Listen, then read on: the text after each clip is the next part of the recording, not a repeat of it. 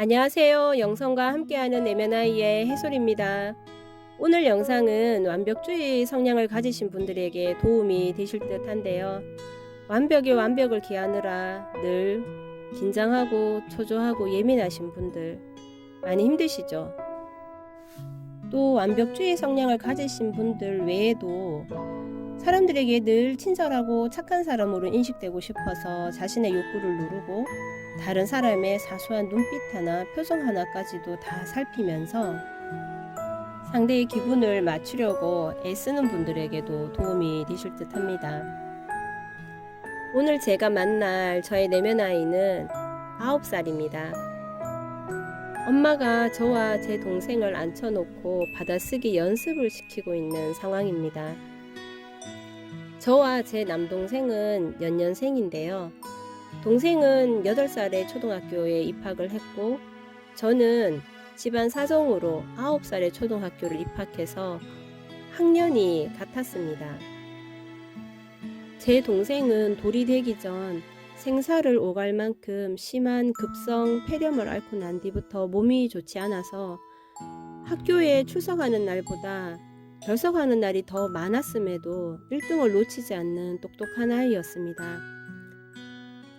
동생 담임선생님이 이 아이는 평범한 아이가 아니에요, 천재예요 라는 말을 엄마에게 하셨는데 그 말을 듣고 무척이나 기뻐하셨던 엄마의 모습이 종종 떠오르곤 했습니다.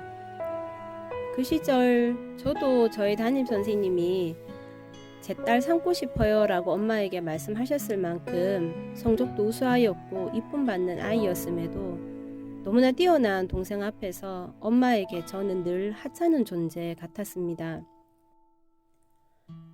엄마가 천재인 동생과 저를 늘 비교하고 편애하며 무시하는 말을 동생 앞에서 저한테 자주 하셨는데 그래서 저는 동생을 제가 굉장히 미워하는 줄 알았습니다.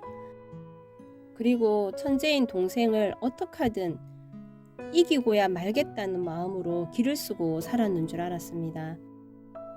그런데 9살에 저의 내면 아이를 만나고 난 뒤, 제가 잘못 생각하고 있는 부분이 있다는 것을 알아차렸고요. 또 미처 생각지도 못했던 문제에 답을 얻는 계기가 되기도 했습니다. 자, 그럼 저와 함께 여러분의 내면 아이도 함께 만나러 가보실게요. 네, 호흡에 집중하시겠습니다. 그리고 자신의 내면 아이를 부드럽게 불러보세요. 해솔아, 지금 9살에 제가 이름을 부르니까 잠깐 고개를 돌려서 저를 보더니 다시 받아쓰기에 집중하고 있는데 뭔가 마음이 굉장히 복잡해 보입니다. 동생을 이기기 위해서 기를 쓰고 받아쓰기를 하고 있을 거라고 생각을 했는데 딱히 그래 보이지가 않고 그냥 뭔가 마음이 굉장히 복잡하고 불편해 보입니다.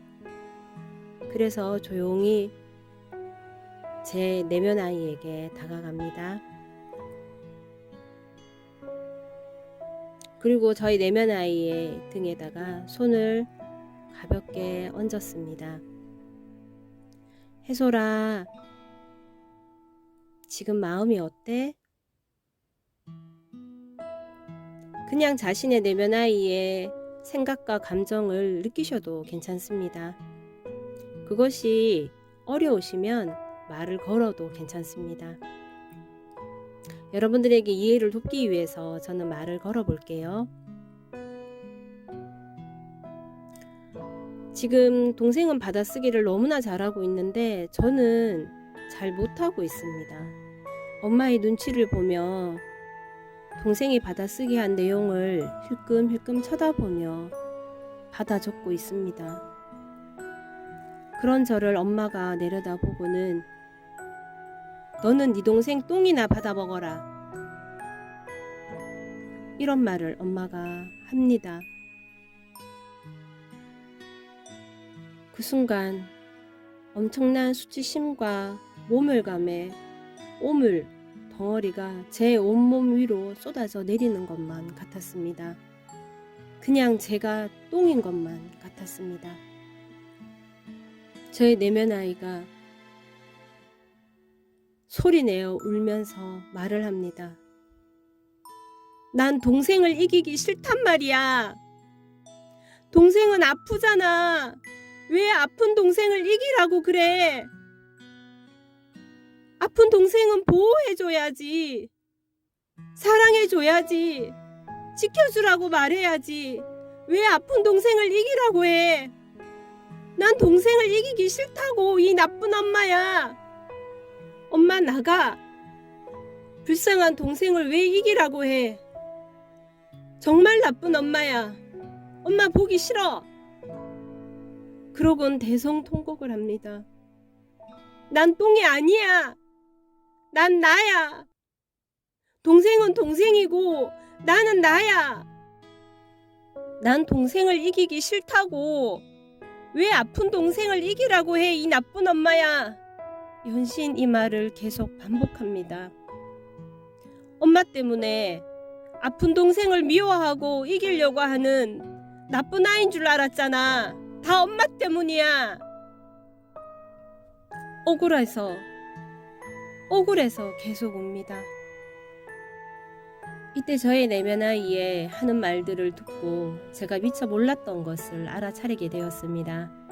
저도 사람들에게 늘 친절하고 착한 사람이 되고 싶어서 저의 욕구나 감정을 누르고 다른 사람들의 사소한 시선, 표정 하나까지 의식하면서 사람들의 기분을 맞추려고 애쓰며 살았고, 그래서 자주 에너지가 고갈되고 사람들을 만나는 것이 불편할 때가 많았습니다. 정말 왜 그러나 너무 힘들었고, 어쩌다가 사람들에게 말실수를 한 것 같으면 밤에 잠을 잘 못 잤습니다. 근데 그 이유를 알았습니다. 저는 제가 아픈 동생을 많이 미워하는 줄 알았어요. 그래서 아픈 동생을 미워하는 아주 나쁜 사람이야 라는 생각을 제가 했기 때문에 거기에 대한 죄책감으로 늘 착한 사람의 모습을 입어야 한다라고 생각했던 것을 알아차리게 되었습니다. 너무나 자유로웠습니다. 내가 아픈 동생을 미워하고 이기려고 드는 나쁜 아이가 아니었구나. 나는 동생을 보호하고 사랑하고 예뻐해주고 싶어 했구나. 나 그런 착한 아이였구나. 그걸 알면서 나는 더 이상 착한 사람이 되려고 애쓰지 않아도 되는구나. 그걸 깨닫는 순간 너무나 큰 자유를 얻은 것 같았습니다. 여러분, 지금 자신의 내면 아이가 뿜어내는 감정, 말들 마음껏 뿜어내고 느끼세요. 제가 지금의 이 내면 아이를 만나기 전까지 너는 동생의 똥이나 받아 먹어라 라는 그 말이 떠오를 때마다 말할 수 없는 오물 덩어리를 뒤집어 쓴 것처럼 수치심에 견딜 수가 없었습니다. 그리고 이 말을 바깥으로 낸다라는 것은 생각조차 할 수 없었습니다. 그 생각을 하는 것만으로도 너무나 수치심이 컸기 때문입니다.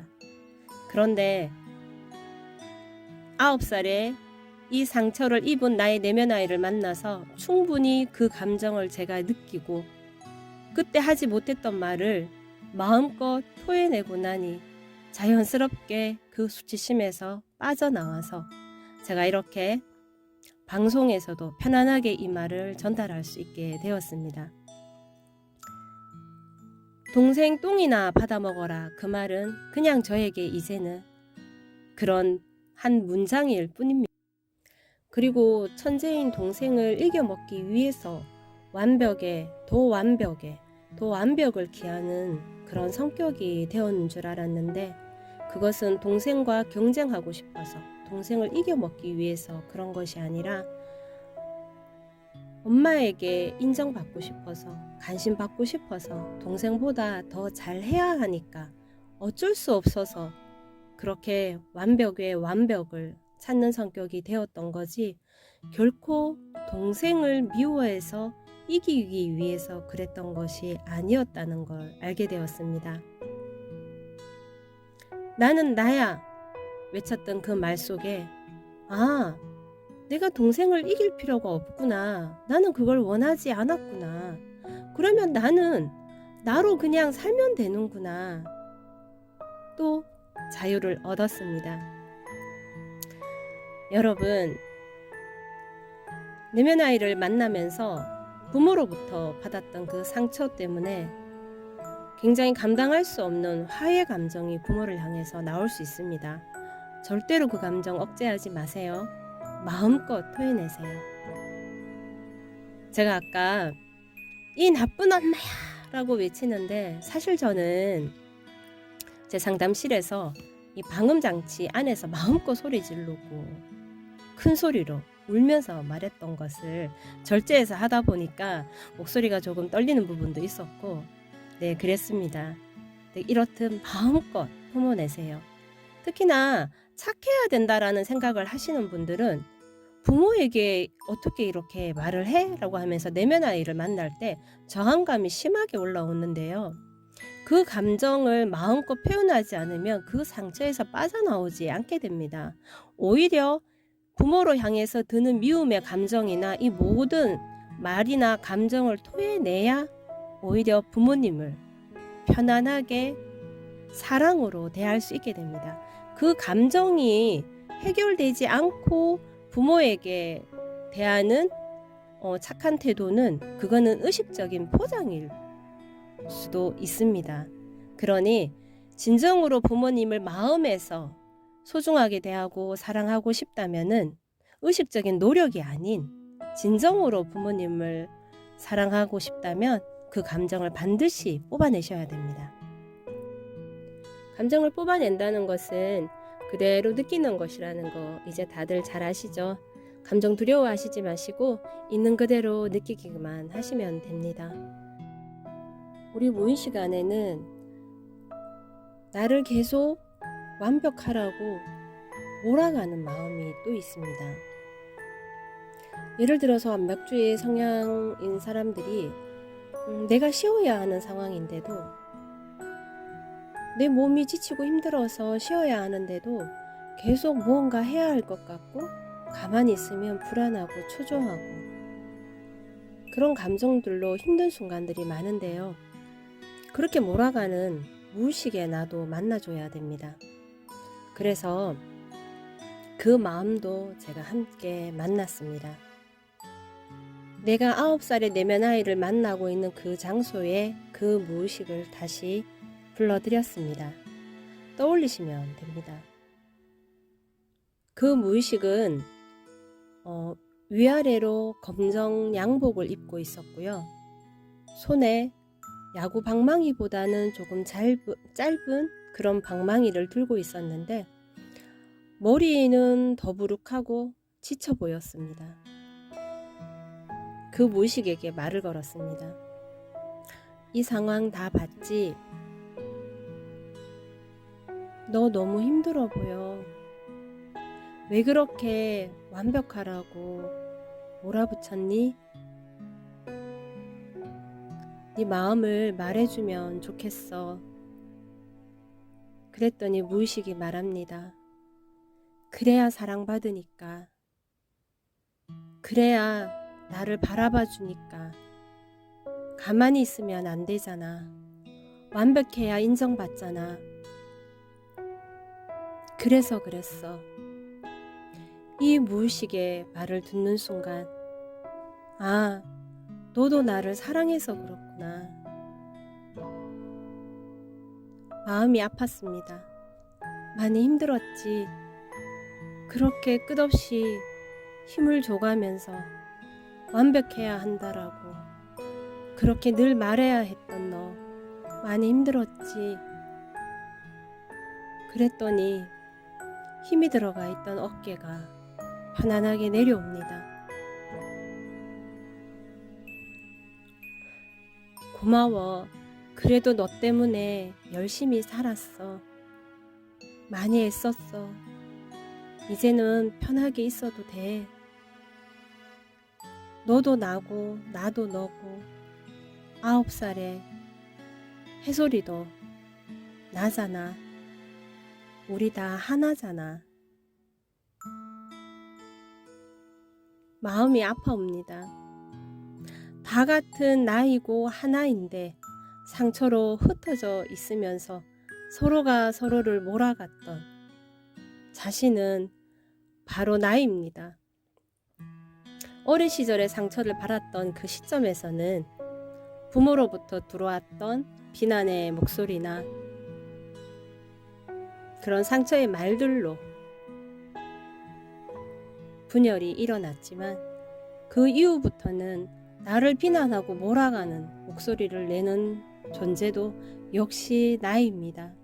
그런데 그 무의식도 결국은 나를 사랑받게 하고 관심받게 하고 싶어서 한시도 쉬지 않고 나를 몰아갈 수밖에 없었던 마음이 느껴지면서 너무나 마음이 아팠습니다. 상처받은 내면 아이와 현재의 나와 나를 몰아가는 그 무의식이 서로 하나가 되면 무의식이 확장되고 그리고 에너지도 올라가면서 더 긍정적으로 삶을 주도적으로 이끌어가게 되고 삶 속에서 지혜도 더 많이 풍요로워집니다. 9살의 내면 아이와 현재의 나와 나를 몰아갔던 무의식이 서로 손을 마주 잡고 부둥켜 안았습니다. 그리고 하나가 되었습니다. 여러분도 내면 아이를 만나고 난 이후에 나를 비난하고 몰아갔던 무의식을 꼭 같이 만나주세요. 그 무의식은 어떤 모습을 하고 있는지 먼저 이미지를 떠올리시고요. 그리고 반드시 그 무의식의 마음을 이해해주고 공감해 주셔야 됩니다.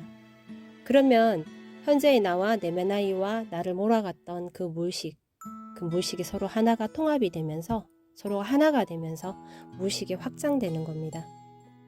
그러면 나의 삶 속에서 삶을 바라보는 내 마음의 태도가 훨씬 넓어지고 또 부드럽고 편안해지는 것을 느끼게 되실 겁니다. 그리고 착해야 한다, 친절해야 한다고 늘 생각하시는 분들은 분명히 내면 아이를 만나보시면 아, 내가 착하지 않은 사람이었어 라고 잘못된 인지의 왜곡이 있었을 것입니다.